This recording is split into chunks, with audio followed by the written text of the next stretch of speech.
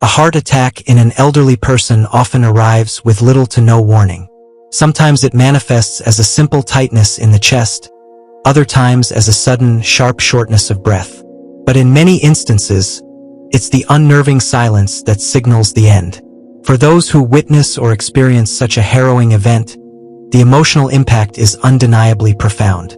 Yet, often, something even more distressing lingers than the immediate loss itself. The haunting mystery of what happens to the soul in the moments immediately following. Is there suffering? Is there awareness? The body fails, of that we are certain, but what becomes of the spirit? According to reports carefully studied by researchers and revelations considered by trusted mediums, there's a quiet, very specific journey that commences at that critical moment. No one delved into this subject with greater attention to detail than Edgar Cayce, the man who for decades provided answers to questions about the soul, death, and what awaits us on the other side.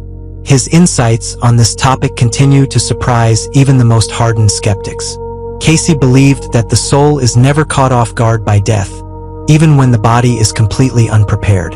According to his readings, the spirit senses, even hours beforehand, a subtle detachment beginning to take hold. In the case of a heart attack in the elderly, this process may be even smoother, more seamless than one might initially imagine. The body endures a sudden and devastating collapse, but the soul, in many accounts, appears to hover gently above the scene, observing without pain or distress. There's a unique suspension between time and space where consciousness expands for a fleeting instant. Some describe this pivotal moment as a liberation free from fear, as if an unseen presence gently touched their shoulder and whispered that it was time to go. It's here that many people, even those who never truly believed in anything beyond the tangible world, feel an unexpected sense of relief. If this topic resonates deeply within you, please take a moment now to like this video and subscribe to the channel. That way, you actively help us bring this valuable content to more people who are also earnestly seeking answers to these profound questions. In many of the accounts meticulously analyzed by Cayce, especially those involving older individuals, there is a recurring constant. The soul departs with a sense of serenity, even when there is intense physical suffering during the final moments. The soul does not seem to remain trapped within that discomfort. According to Cayce, the spirit is gently led out of the body by a natural force, almost as if life itself instinctively knows the precise moment to withdraw. This doesn't happen suddenly or abruptly, but in gradual layers. First, there's the detachment from the sensation of pain, then the separation from intense emotions, and finally the complete release of physical consciousness. This process can last anywhere from mere seconds to several minutes, but always culminates in a separation that ultimately brings profound relief. Many older adults who have miraculously returned from cardiac arrest have reported sensations of incredible lightness, vivid visions of beloved loved ones, and even luminous, otherworldly landscapes. Cayce saw in this a distinct pattern, a kind of spiritual path that consistently repeats itself in such cases. A heart attack, therefore, isn't simply a biological collapse or failure. According to Cayce, it's also an opportunity for a divinely assisted passage. He described this transition as being accompanied by spiritual intelligences, beings that we cannot typically see but that are said to be present around the bedside in those final, delicate moments. For the elderly, especially those who have lived their lives with more love than fear, these guides are received with a sense of tranquility and peace. They gently help the soul understand that the body's time is now over, but that the greater journey has not yet ended. This type of spiritual accompaniment doesn't depend on any specific religion, according to Cayce, but rather on the overall quality of the person's inner life. In other words, people who have cultivated generous thoughts, consistently practiced forgiveness, and sought to understand suffering with dignity tend to experience a more peaceful and serene transition, even in the face of a sudden and unexpected heart attack. Another relevant point in Cayce's visions is what he referred to as the intermediate zone. According to his readings, after the complete detachment from the physical body, the soul doesn't immediately proceed to a fixed or final destination. There is a kind of transitional space, a liminal state, where consciousness can still observe the earthly environment, hear familiar voices, and even perceive the lingering emotions of those nearby. This phase is relatively brief but incredibly important. It's like a silent farewell, a final goodbye, where the soul fully understands the gravity of its departure and prepares to move onward. Many elderly people who have had near-death experiences report this particular stage with astonishing similarity and consistency. They feel themselves floating gently, recognize the faces of loved ones around them, but find themselves unable to interact or communicate.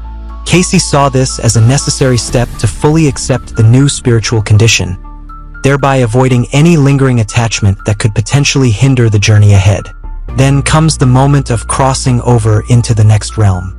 Cayce described this passage as being distinctly different for each individual soul, but with one unifying element.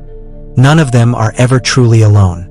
He stated that, especially in the case of the elderly, the soul is usually warmly greeted by familiar figures, such as deceased parents, beloved spouses, and even cherished pets.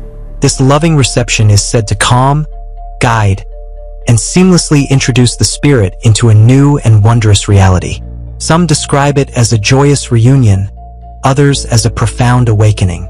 In all cases, according to Cayce, the soul feels a deep and abiding peace that transcends the limitations of words.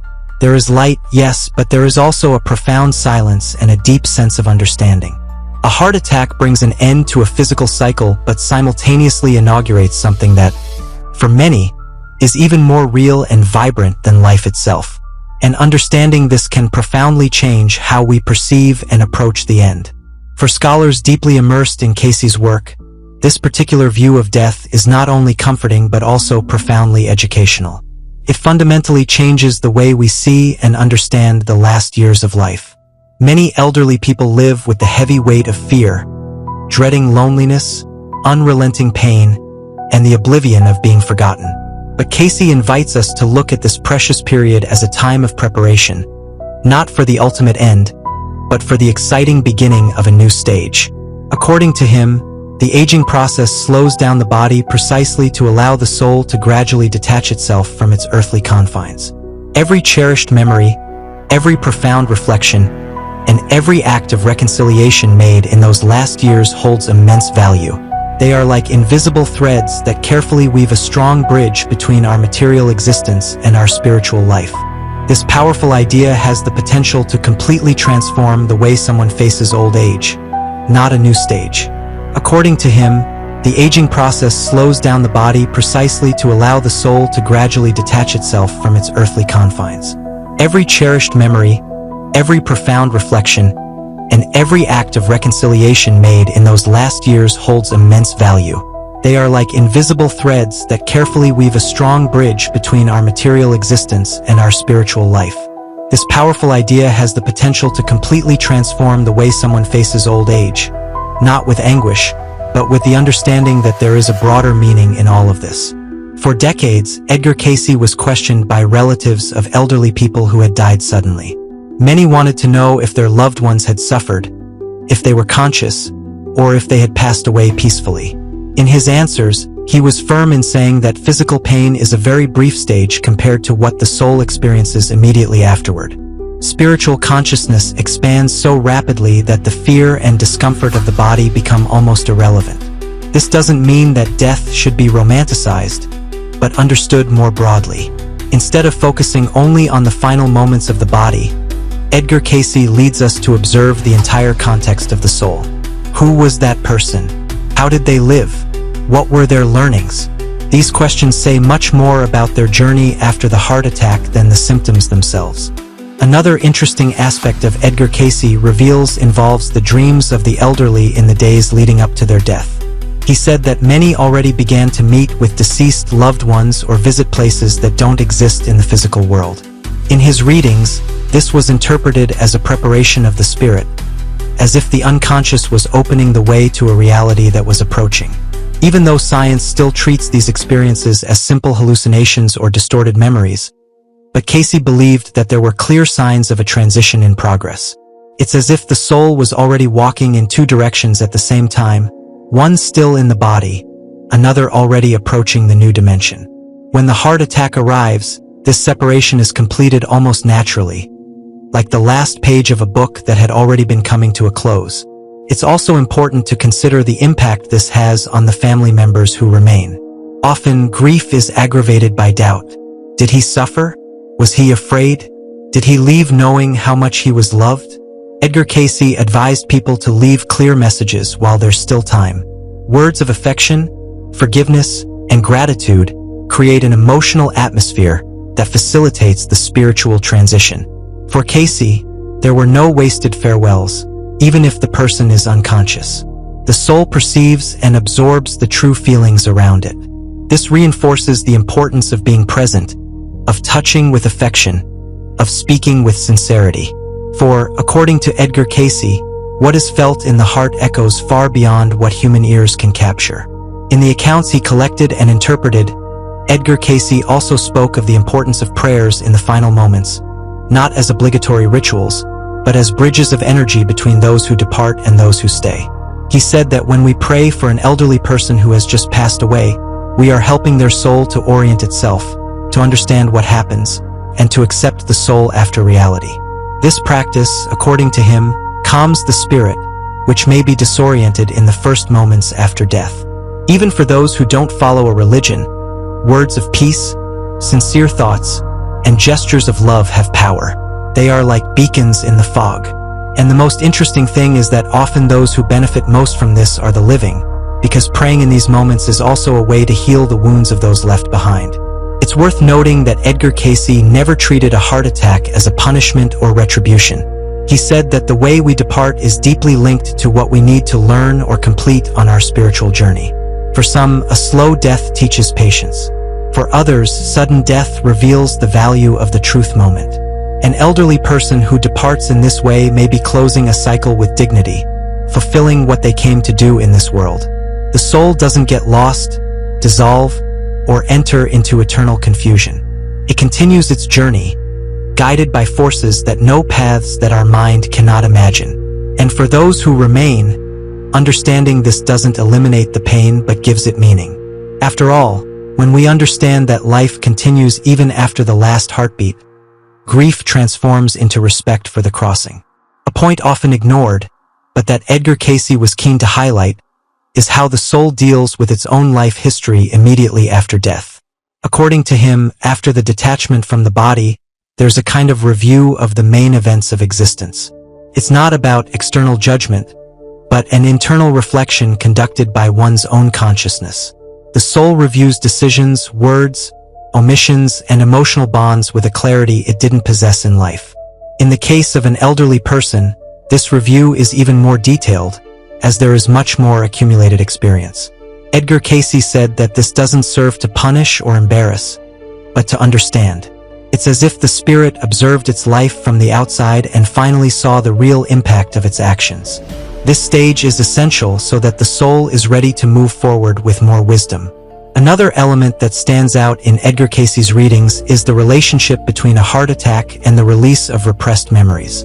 He believed that the heart, in addition to being a physical organ, is also an energy center of great spiritual importance. When it fails, it's as if it releases what has been kept silent for years. Guilt, resentment, and even forgotten traumas can emerge in spiritual consciousness at that moment.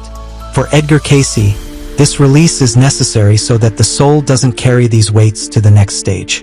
Therefore, people who have witnessed loved ones passing away have often reported expressions of relief, or even tears in the final moments. According to him, it's as if the heart opens one last time, not to pump blood, but to let go of everything that no longer belongs to the spirit. Edgar Cayce also warned that not all souls accept death immediately. Some, especially those who have cultivated much attachment to the material world, may resist separation.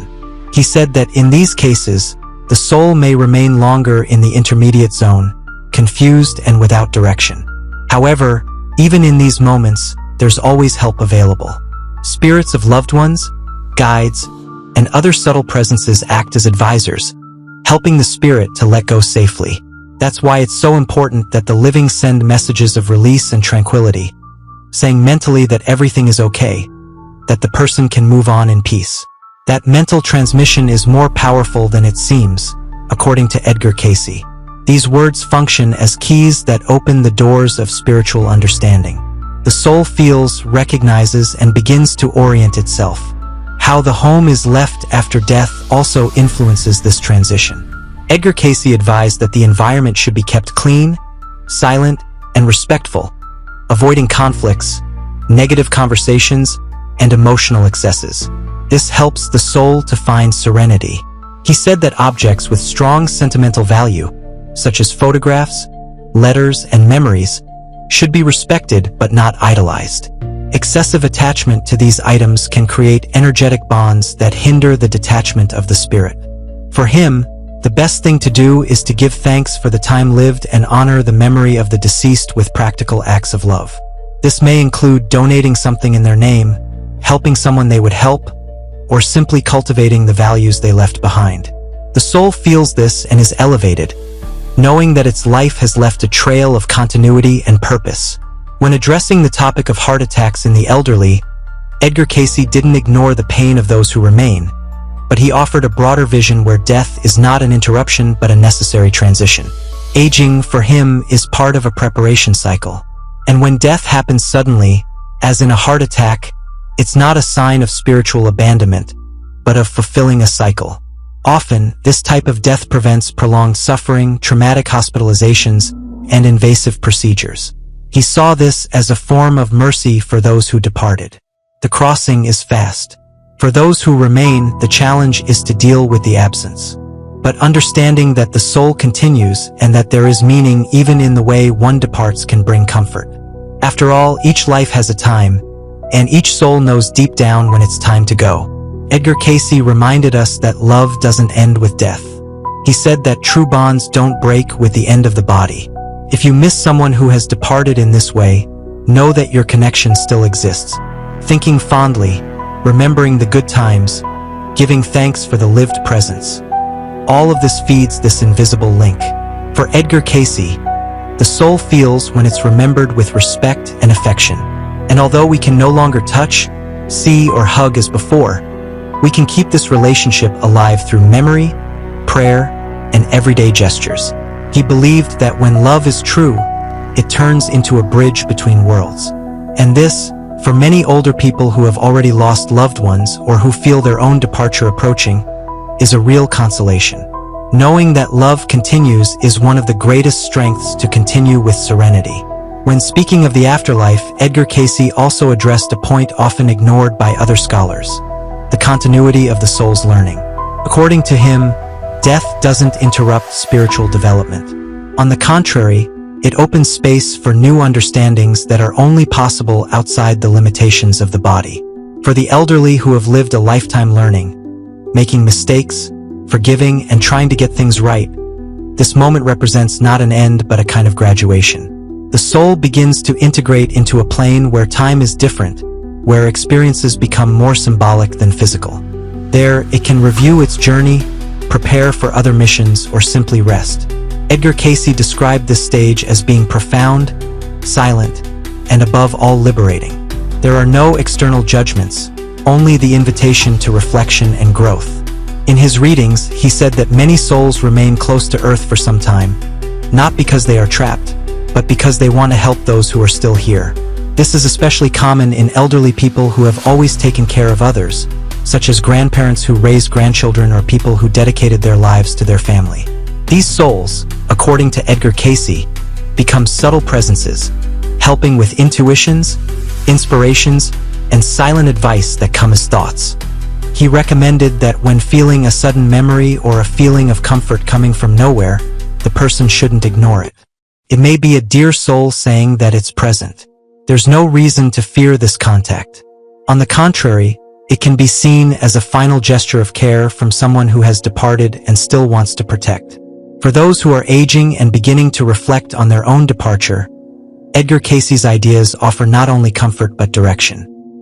He suggested that each person, upon perceiving the approach of old age, should begin to prepare spiritually, not with fear but with serenity. This includes forgiving old grudges, seeking important reconciliations, and cultivating more generous thoughts. According to Edgar Cayce, this state of mind facilitates not only a more peaceful death but a lighter transition. The soul that departs in peace, without heavy ties, enters the new dimension with more clarity. Therefore, he said that aging is also an art, and those who practice it consciously tend to leave behind a trail of light that continues to illuminate the paths of those who remain. Edgar Cayce wasn't a preacher of dogmas. He only transmitted what he said he perceived in his trance states, based on the questions he received. But the impact of his words has crossed generations because it touched on something essential: the certainty that life doesn't end with death. When an elderly person suffers a heart attack, the family's pain is undeniable. When an elderly person suffers a heart attack, the family's pain is undeniable. It's only natural. But understanding that a grander spiritual journey is unfolding can ease that ache. This isn't about denying the sorrow, but enriching it with purpose. Knowing that the loved one was welcomed, never alone, and guided by benevolent spirits transforms grief. No longer a dark, bottomless pit, it becomes a silent crossing, where the love they lived still echoes in ways beyond our full comprehension.